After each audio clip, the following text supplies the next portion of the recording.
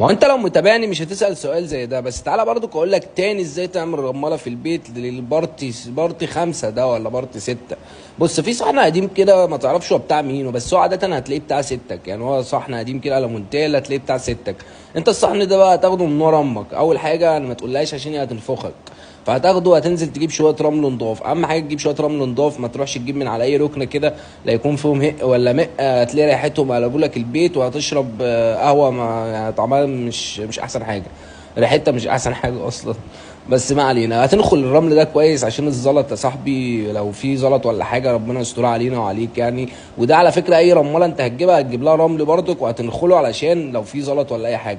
وهتحطها على النار بقى، وهتسيبها شويه كده على ما تروح تعمل فنجانين قهوه عشان تراضي الحاجه في فنجان كده، وتعمل لك فنجان وتعمل الحاجه فنجان. زي انا عملت على فكره الحاجه فنجان برضك، ما تفكرش انت لوحدك اللي اتضربت يعني، لا انا اتضربت انا كمان عشان خدت الصحن ده، وعملت الحاجه فنجان